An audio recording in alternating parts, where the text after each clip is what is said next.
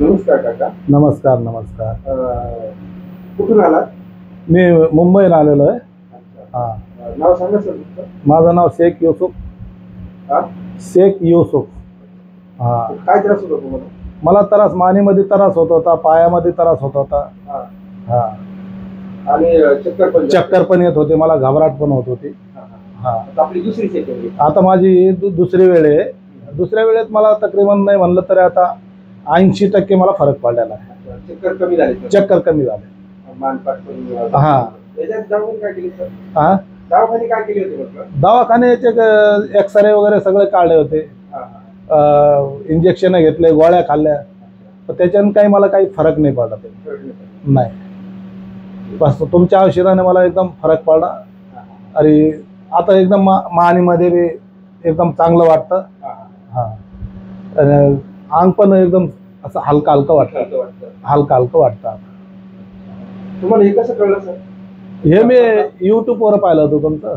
युट्यूबला पाहिजे. हा, सौदीमध्ये पाहिलं होतं मी. साऊथमध्ये? हा. तिकडे काय बिझनेस आहे तिकडे तुमचा? नाही नाही, बिझनेस नाही, आपला लोकल काम करतो. भरपूर तर तिथं पाहिलं होतं. तर मग नंतर आमची मुलगी म्हणली या म्हणे नाशिकला, मी तुम्हाला घेऊन जाते. तुम्ही खास करून हे ट्रीटमेंट करायसाठी आलेलो आहे 2 महिन्याच्या सुट्टीवर. 2 महिने सुट्टी घेतली तुम्ही? हा, 2 महिन्याची. आता 1 महिना झाला समजा. अजून एक ट्रीटमेंट मला चांगलं द्या, त्याच्यानंतर एक मोकळं झालं पाहिजे. वाटतं तुम्हाला अजून एक? नाही नाही बरे वर्षात म्हणून नाही, मग वाटत नाही, पण एक बरे वर्षात असं वाटलं तुम्हाला? नाही नाही नाही, 100% 100% बरे. 100% 100%. कॉन्फिडन्स आला असेल ना? नाही नाही, आला आहे. काय जे खरं आहे ते खरं सांगा. हा, जे नाही ते काय, त्या लोकाला बी पैसे द्यायचे तर तसंच काही नको. ते पण आराम वाटतो. आणखीन दुसऱ्याकडून बी मी विचार केलता, विचारून घेतलं मी दुसऱ्याला बी, पण सगळे काही म्हणतात का आम्हाला फरक पडतो. इथं रात्रीभर झोपत येत माणसं येऊन. हा, फरक पडतो म्हणून झोपत येत ना. फरक नाही पडला तर कुठं झोपणार, कोण येणार? आता महालक्ष्मी मला तसाच बसलेला आहे. आणखीन बी इकडं मागे बी आहे.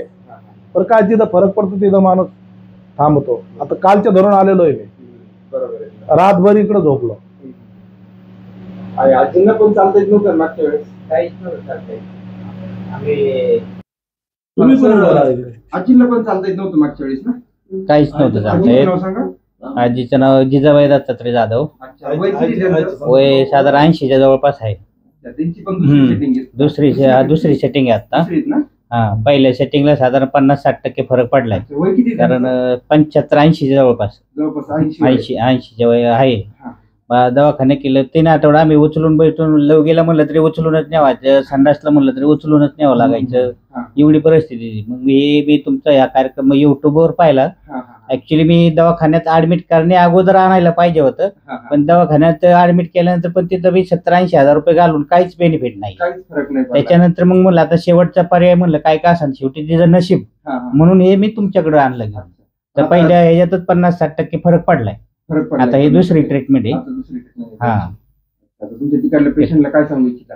मी एकच पेशंटला, प्रत्येक पेशंटला सांगतो. ऑलरेडी मी 2-3 पेशंटला पण सांगितलेलं आहे, एक वेळ नक्की तिथं घेऊन या, ऍडमिट करायच्या अगोदर न्या. महत्वाचं म्हणजे हो, काहीच नाही त्या मानाने. तुम्ही तसं 10,000 म्हणलं तरी लोक द्यायला तयार आहेत. एवढा अनुभव येतोय लोकांना, प्रत्यक्ष फायदा होतोय आणि बेनिफिट मिळतंय ना. हॉस्पिटलला काय त्या दिवशी 70 सलाईन गोळ्यावरती 70,000 रुपये बिल केलंय 8 दिवसाचं. तरी काही नाही, काहीच गॅरंटी नाहीये. काय गॅरंटी नाही. हो, म्हणजे एवढं बेनिफिट आहे. म्हणजे लोकांना एकच मी सांगू शकतो की बाबा हॉस्पिटलला ऍडमिट होण्या अगोदर इथं येऊन एक वेळ अनुभव घ्या. हो, पहिले म्हणतात डिपॉझिट भरा तिकडं. हो, मग नंतर आम्ही मग त्याच्यात बी काही होत नाही, काहीच होत नाही. माहिती आहे सगळं. आणि त्या माध्यमातून आपण अनाथ आश्रमाचं पण काम चालू आहे. आता पूर्ण झाल्यासारखंच आहे. आपण झाल्यानंतर ओपनिंग करणार, आपण चालू करणार आहे. त्यांना सगळे फ्री सेवा आहे. अनाथांसाठी आपण जेवण, कपडे वगैरे काय असेल ते सगळं फ्री ठेवणार आहे. आपल्याला हजारो अनाथ ही सांभाळायचे. बरोबर, चांगलं कार्य आहे. हो हो. कोणी ना कोणी माहिती झालं तर त्यालाही कार्याला लोक सहानुभूतीने ऐकावं ना, पण मदत कार्य म्हणून काहीतरी करता येईल. वाटलं म्हणजे अनाथ यांना हो. कोणी असे लोक मदत कार्य पण होईल, लोकांची सेवा पण होईल त्या अनुषंगाने. आपल्या अनाथांची सेवा करायची. हो, चांगली गोष्ट आहे. थँक्यू. हो. पेन रिलीफ दत्ताश्रम चोंडी व अनाथाश्रम ट्रस्ट चोंडी.